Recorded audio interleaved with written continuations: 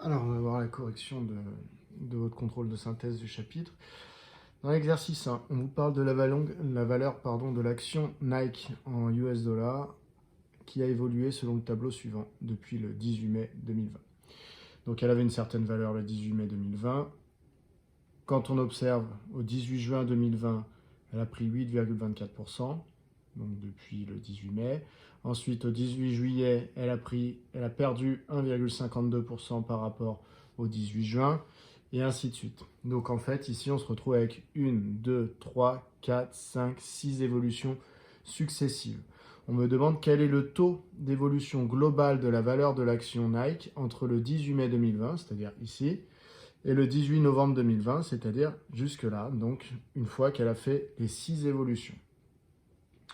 Au passage, ici, il y a marqué on arrondira les résultats à 0,01% près. Donc ça veut dire qu'il me faudra 2 chiffres après la virgule, une fois en pourcentage.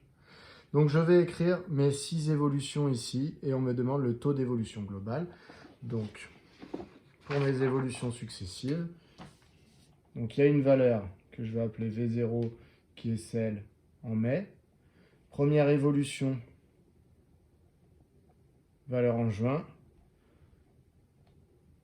Valeur en juillet, valeur en août, valeur en septembre, valeur en octobre et valeur en novembre. Donc on a dit 8,24% d'évolution de mai à juin. Donc je dois multiplier par 1 plus le taux, donc par 1 plus 8,24%, ce qui revient à faire 1 plus 8,24 sur 100, c'est-à-dire 1 plus 0,0824, ce qui fait fois 1,0824. Ensuite, deuxième évolution, c'est une perte de 1,52%. Donc la formule, c'est toujours la même, c'est 1 plus le taux pour avoir le coefficient multiplicateur de mon évolution. Donc ça fait 1 plus, sauf que le taux est négatif. Donc finalement, ça fait 1 moins 0,0152. Voilà, donc ça va nous donner un coefficient multiplicateur de 0,9848. Ensuite, troisième évolution, hausse de 10,31%. Donc mon coefficient multiplicateur, c'est 1 plus 0,1031. Donc ça fait fois 1,1031. Ensuite, hausse de 7,48%. Donc, toujours 1 plus le taux. Donc, ça va faire fois 1,0748. Ensuite, 10,43%. Donc, je dois multiplier par 1,1043. Et enfin, hausse de 4,10%. Donc, je dois multiplier par 1,0410. Voilà, donc là, j'ai juste traduit mon tableau en évolution, donc avec des coefficients multiplicateurs, alors qu'ici, c'était avec les taux. Voilà. Donc, on me demande le taux d'évolution global. Donc, le taux d'évolution global, on me demande donc, si je passais directement de V0 à V6, par combien est-ce que j'aurais multiplié et j'en déduirais le taux. Donc, vous savez que pour déterminer le coefficient multiplicateur global, que je peux appeler CG, eh bien, CG vaut tout simplement la multiplication de tous les coefficients multiplicateurs. Donc, 1,0824 fois 0,9848 fois 1,1031 fois 1,0748 fois 1,1043 et fois 1,0410. Je vais donc taper ça sur ma calculatrice, je vais obtenir le résultat. Ma calculatrice, je ne sais pas si vous voyez l'écran, c'est pas bien grave. Ma calculatrice, quand j'effectue ce calcul, elle me dit que c'est environ égal à 1,4. Alors là, je vous mets ce qu'elle m'affiche. 2, 8, 3, 4, 5, 7, 8. Alors bien entendu, on ne va pas garder tous les chiffres après la virgule. Donc je regarde mon énoncé. Mon énoncé, il m'a dit d'arrondir tous mes résultats à 0,01%. Donc à deux chiffres après la virgule, une fois un pourcentage. Je sais que pour avoir deux chiffres après la virgule, une fois un pourcentage, il faut que j'ai 4 chiffres après la virgule quand j'ai mon coefficient multiplicateur. Comme ça, j'aurai 4 chiffres après la virgule quand j'aurai retiré 1 et que donc j'aurai calculé le taux. Et donc, une fois que je mettrai le taux en pourcentage, je décalerai la virgule de 2 et j'obtiendrai bien mes deux chiffres après la virgule. Donc, j'arrondis à 4 chiffres après la virgule. Pour arrondir à 4 chiffres après la virgule, il faut que je regarde le cinquième. Le cinquième, si c'est un 0, 1, 2, 3 ou 4, je laisse le 8. Si c'est un 5, 6, 7, 8, 9, je passe au-dessus, donc je passe à un 9 ici. Donc moi ici c'est un 3, je suis donc plus près de 1,4528. Donc ça reste comme ça. Ça c'est le coefficient global de mon évolution. Donc si je veux retrouver le taux global, eh bien je retire 1 tout simplement au coefficient global. Donc à 1,4528, je vais retirer 1. Et donc, c'est égal à 1,28 moins 1, ce qui est égal à 1, pardon, j'ai retiré 1, donc ça fait 0,4528. Donc finalement, si je mets en pourcentage, ça me donne 45,28%. Donc finalement, la valeur de mon action Nike, en dollars américains, eh bien, sur les 6 mois, elle a pris 45,28%. Donc, cela correspond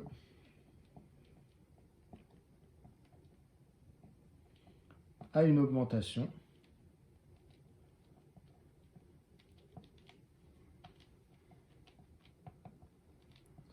de 45,28%. Donc ça, ce sont les vraies valeurs. Je suis allé chercher sur des sites qui répertorient les valeurs des actions.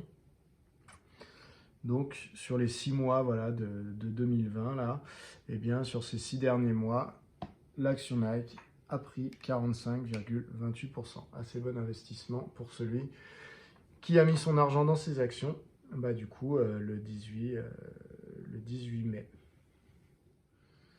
Donc ça, c'était la question 1. Maintenant, la deuxième question. La deuxième question, c'est sachant que le 18 mai, donc ça veut dire la valeur V0, pardon, puisque c'est celle-là, le 18 mai, on ne la connaissait pas encore, la valeur de l'action Nike était de 91 USD, donc US dollars. Donc sachant qu'elle valait 91 dollars ici, on me demande quelle est la valeur de l'action Nike le 18 novembre 2020, c'est-à-dire ici. On a dit on arrondira la valeur au centime près. Donc tout simplement, si je sais que V0 c'est 91 dollars et qu'on me demande V6, eh bien soit j'applique chacune des évolutions une à une en multipliant par le coefficient multiplicateur qui est indiqué, soit tout simplement, vu que je connais le coefficient multiplicateur global, eh bien je prends les 91 dollars de V0, je les multiplie par le coefficient global et ça va me faire arriver directement à V6.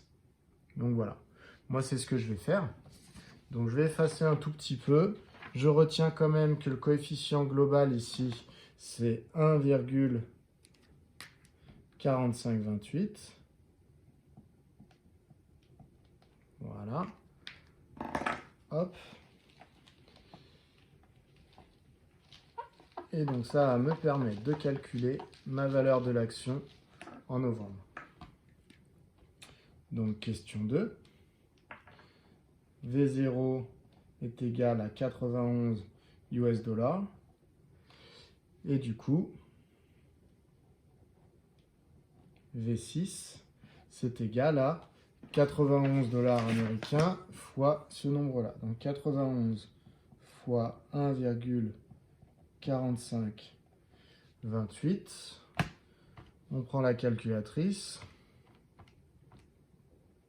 ça me donne 132,21. Alors, vous voyez, avec la calculatrice, je peux être un peu plus précis, c'est-à-dire que je peux garder en mémoire la vraie valeur non arrondie ici.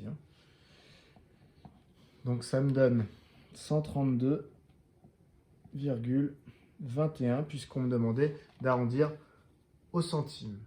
Alors, si jamais vous avez repris avec cette valeur-là, et bien dans ce cas-là, regardez avec la calculatrice, si je ne reprends pas la valeur obtenue par la multiplication et donc avec plein de chiffres après la virgule, comme j'avais ici, mais que je reprends avec cette valeur-là, et bien je vais être amené à arrondir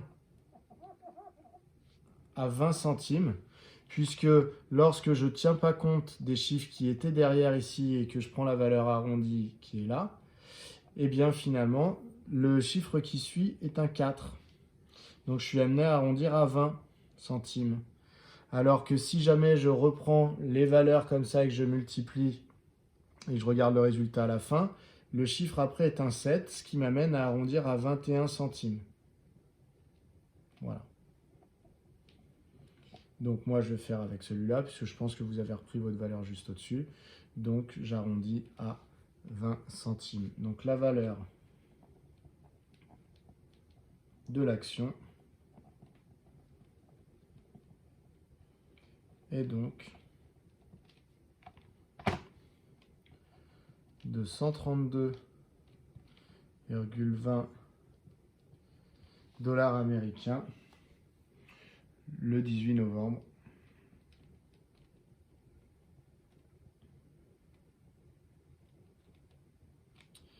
2020. Alors là, la différence de 1 centime, c'est pas très grave. Déjà, les taux que je vous avais affichés dans votre tableau ici, c'était des taux qui étaient déjà arrondis. Voilà. Puis la valeur d'une action le jour même, elle va tourner autour des 132,20 $. Mais ça va bouger, bien entendu. Donc voilà qui vient conclure l'exercice 2. Voilà, donc je sais plus si j'ai bien dit. Donc ça conclut l'exercice 1. On passe à l'exercice 2. Donc dans cet exercice 2, on me dit le litre d'essence samplon 95 5 est aujourd'hui, le 18 novembre 2020, vendu à 1,34 €. Donc c'est le litre, c'est marqué ici, le litre d'essence. Voilà, il y a un an, donc au 18 novembre 2019, il était vendu 1,52 €. Quel est le taux d'évolution du prix du litre de samplon 95 entre le 18 novembre 2019 et le 18 novembre 2020? Donc, vous connaissez une valeur au 18 novembre 2019. Donc, votre litre de samplon 95 était à 1,52 € et il est passé en un an à 1,34 €. Donc ça, c'est 18 novembre 2019 et là, 18 novembre 2020. On vous demande le taux d'évolution du prix, donc de cette évolution, donc en un an. Alors, donc plusieurs manières de faire. Soit, vu que vous connaissez les valeurs qui sont là, vous calculez le coefficient multiplicateur de l'évolution. Comment on peut faire? Pour trouver le coefficient multiplicateur, si je connais valeur d'arrivée, valeur de départ, eh bien, je peux faire la valeur d'arrivée divisée par la valeur de départ. Donc ça, c'est une première méthode qui est acceptée, c'est de calculer combien vaut C, en disant que C, donc je vais mettre méthode 1,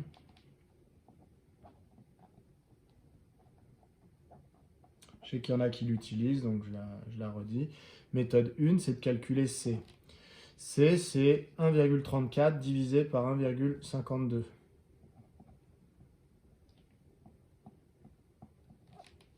Si je fais ça à ma calculatrice, 1,34 divisé par 1,52, je trouve, donc j'arrondis à 4 chiffres après la virgule, toujours, donc 0,881, et donc normalement ça fait 5,7.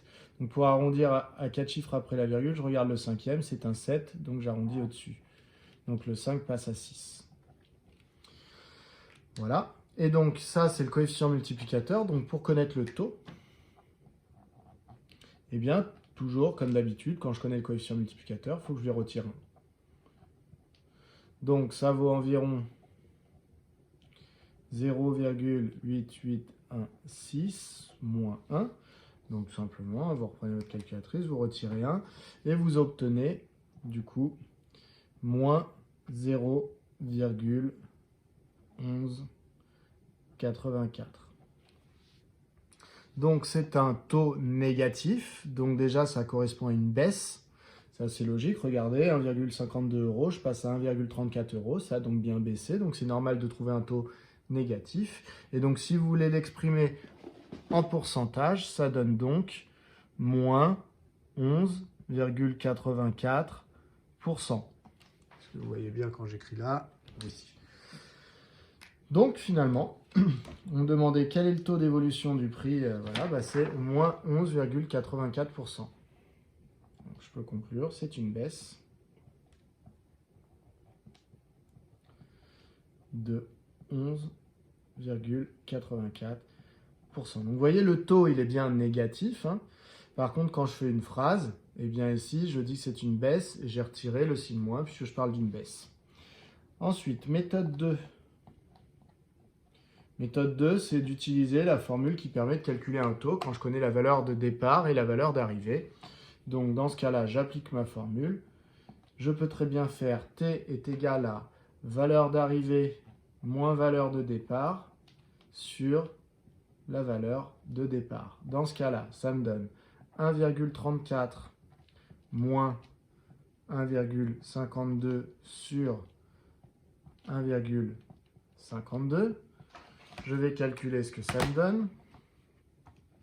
Donc 1,34, mais là je ne sais pas si vous voyez, mais bon, vous tapez ça hein, sur votre calculatrice, moins 1,52 divisé par 1,52. Ça nous donne évidemment la même chose que ce qu'on avait trouvé avec l'autre méthode, hein. Ça nous donne moins 0,1184 et après c'est un 2. Donc, je laisse le 4 ici. C'est donc moins 11,84%. Donc, je conclus exactement la même chose. Évidemment, les deux méthodes donnent le même résultat. C'est une baisse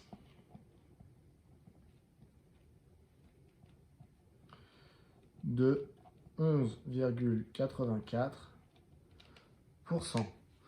Donc, voilà pour cette première question. Ça nous amène à la question 2. Et dans la question 2, on nous demande, puisque cette évolution, elle était globalement sur un an, eh bien, on nous demande quel était le taux d'évolution mensuel moyen. Donc, vous savez que là, s'il s'est passé un an, il s'est passé 12 mois.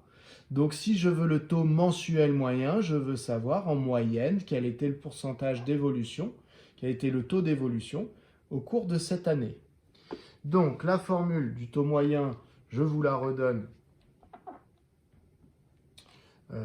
Vous êtes censé la connaître. Donc là, ici, je rappelle que mon taux global correspondant à cette évolution ici, j'ai trouvé juste avant qu'il valait moins 11,84%. Voilà. Donc, le taux moyen, donc on a TM comme taux moyen, eh bien, il s'obtient en faisant 1 plus le taux global, donc ici c'est l'évolution, hein. Il n'y avait qu'une évolution, donc le taux global, il portait le nom de taux global, mais c'était sur un an, c'était pour l'évolution d'un an. Ce taux global, ce coefficient multiplicateur global, donc 1 plus le taux global, c'est aussi le coefficient multiplicateur global, donc c'est le C qui est là, hein.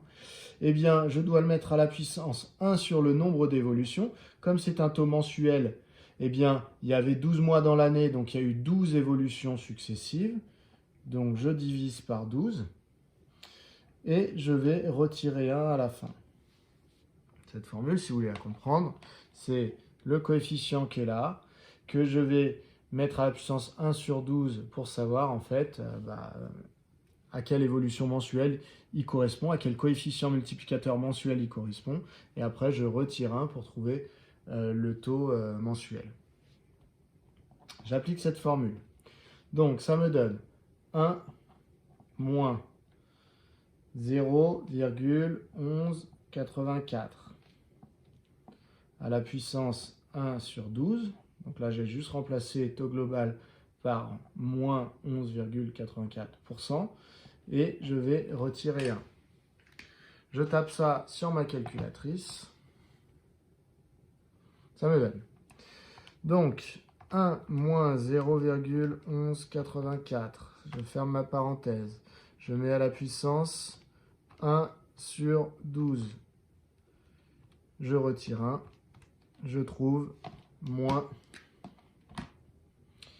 Donc, environ égal à moins 0,01044. Je mets toujours 5 chiffres pour en retirer 1. C'est un 4 le cinquième, donc je laisse le 4 ici. Donc ça fait une baisse mensuelle moyenne de 1,04%. Cela correspond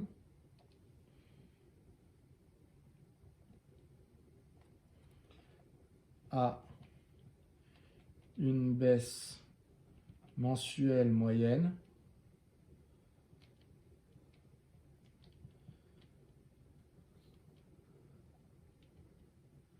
de 1,04%. Voilà pour cette question 2. Donc ça veut dire quoi? Ça veut dire que si j'enchaîne 12 baisses de 1,04%, ça revient à faire une baisse annuelle de 11,84%. Dans l'exercice 3, donc il y a tout un texte à lire, un texte issu du site des statistiques de Pôle emploi. Donc voilà.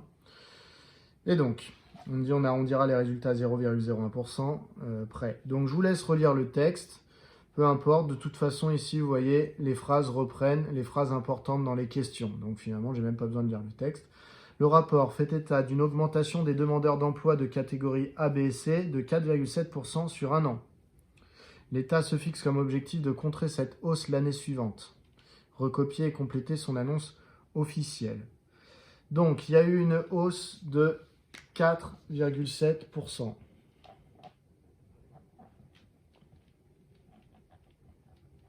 sur un an.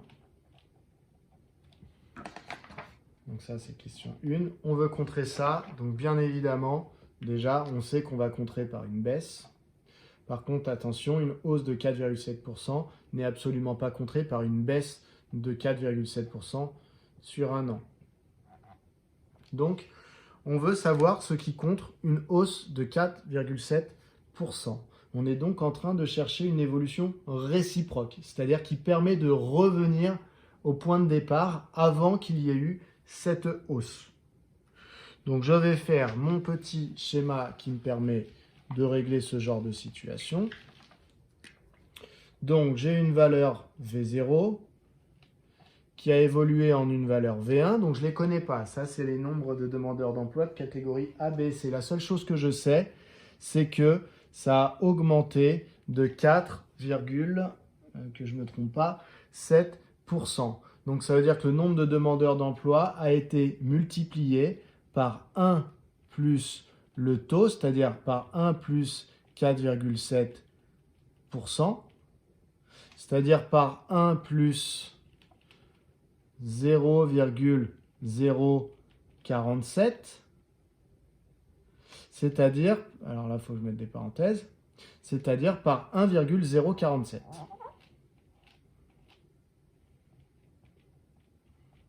Voilà, ça normalement ça ne vous pose pas de problème, une augmentation de 4,7%, ça veut dire que le coefficient multiplicateur de mon évolution, c'est 1 plus le taux, donc c'est 1,047. On me demande le coefficient multiplicateur réciproque, comme ça j'aurai le taux d'évolution réciproque. Donc je sais que pour revenir en arrière, le coefficient multiplicateur réciproque, CR vaut... c'est 1 sur le coefficient ici de mon évolution. Donc c'est égal à 1 sur 1,047. Donc je prends ma calculatrice, je tape ça. 1 divisé par 1,047. Voilà, ça me donne environ 0,9551. Ce qui suit est un 0. Donc je laisse ça. c'était pas tout à fait le coefficient multiplicateur réciproque qu'on me demandait, c'était le taux réciproque. Donc j'en déduis le taux. Je sais que pour trouver un taux, il suffit que je reprenne le coefficient multiplicateur et que je lui retire 1. Donc ça me donne environ 0,9551 moins 1, ce qui me donne moins 0,0448, enfin ou plutôt 49 en arrondissant. Donc si vous avez fait ce calcul-là, vous trouvez directement ça. Vous arrondissez pas puisque l'arrondi avait déjà été fait. Bref, ça vous donne du coup une baisse de 4,49%. Cela correspond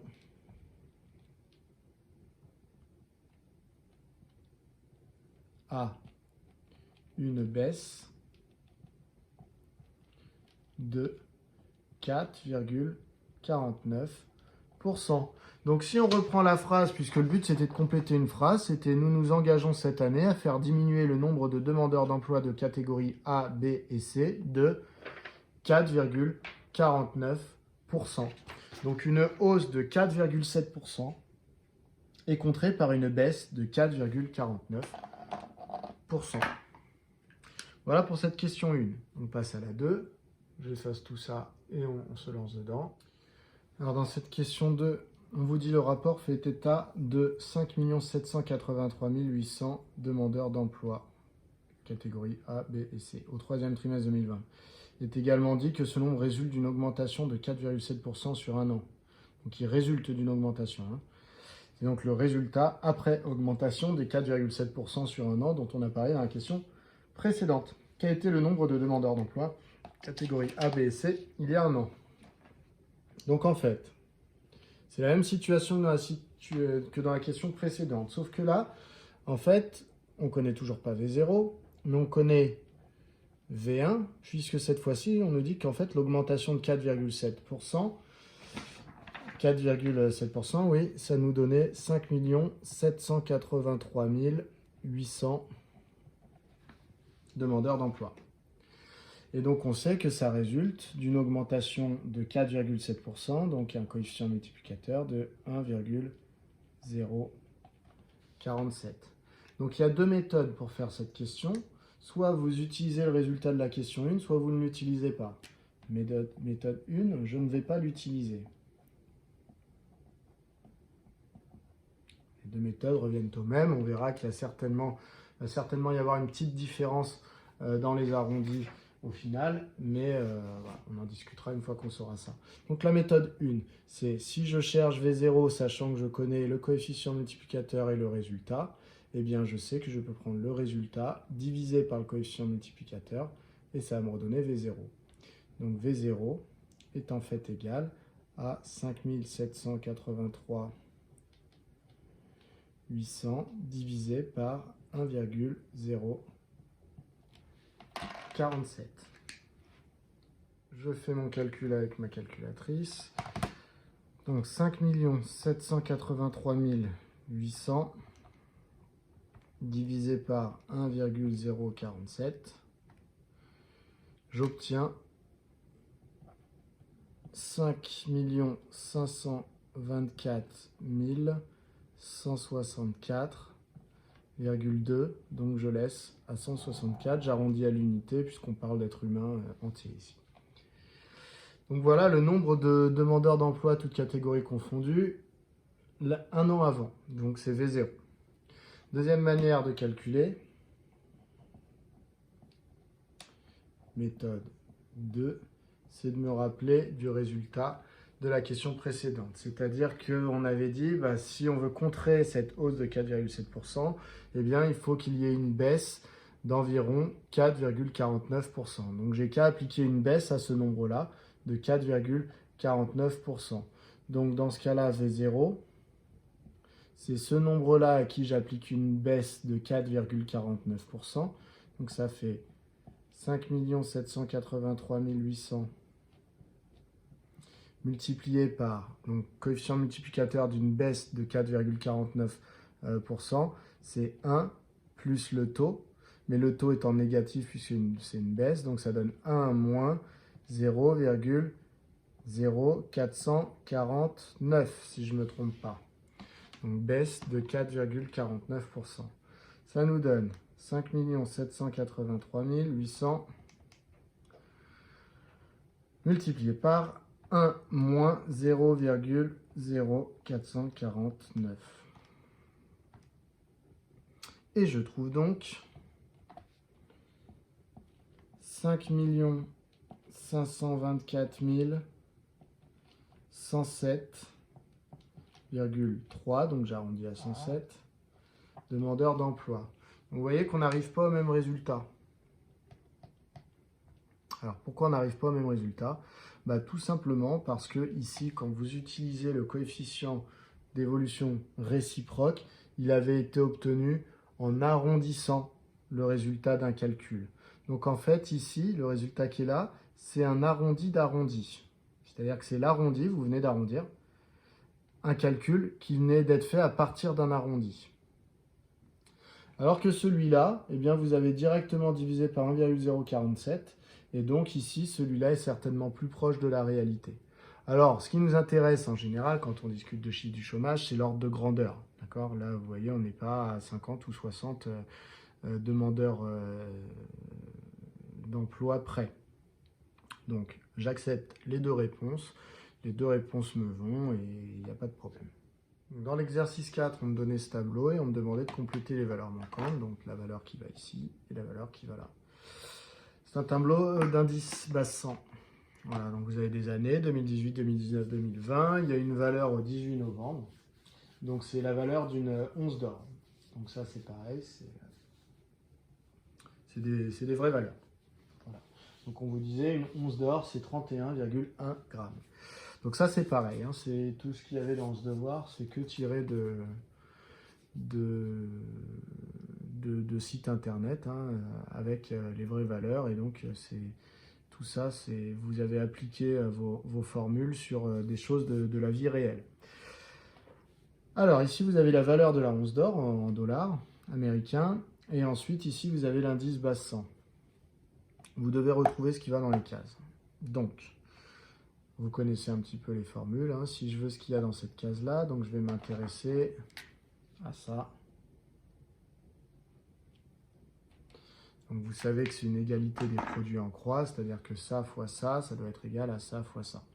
Donc pour trouver ce qui va ici, on multiplie, quand je fais mon carré rouge là, la diagonale qui est complète, donc 1217,30 fois 120,57, et je divise par la valeur qui est dans la diagonale incomplète. Vous voyez, ici, il manque une valeur. Donc finalement, ce nombre, c'est 1217,30 fois 120,57 divisé par 100. Je vais prendre ma calculatrice. 1217,30 fois 120,57 divisé par 100. Ça me donne 1467,698. Alors on me demandait d'arrondir à 10 moins de près, donc ici le fait que ce soit un 8, ça passe à 70.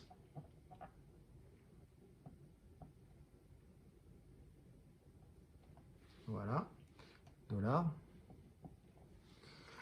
Ensuite, maintenant, si je veux trouver cette valeur-là, je vais me servir de... Alors, je peux me servir en soi de n'importe quelle colonne qui est déjà complète. Mais il vaut peut-être mieux que je me resserve de mon année de référence. Ça m'évitera de trop m'éloigner de la réalité, puisque cette colonne-là, ici, par exemple, là, ça a été arrondi. Donc, je vais faire encore des arrondis d'arrondis. Donc, je vais utiliser cette colonne pour trouver celle-là. Donc en fait, je fais comme si cette colonne n'existait pas. J'ai donc ici ma diagonale complète qui est 100 et 1886,10. Et il me manque la valeur qui est là dans cette diagonale, où je connais cette valeur-là. Donc je dois toujours multiplier les valeurs dans la diagonale complète. 100 fois 1 886, pardon, 100 fois 1000 886,10 divisé par 1217,30. C'est parti, 100 fois, donc 100 fois 1886,10 divisé par 1217,30, ça me donne 154,94, c'est suivi d'un 1, donc j'arrondis à 94. Voilà qui vient conclure ce sujet, donc il faut absolument que vous maîtrisiez ça le plus vite possible. Donc c'est tout ce qui touche aux évolutions. Si vous maîtrisez bien ce devoir-là, normalement vous avez compris tout ce qu'il y avait dans cette séquence.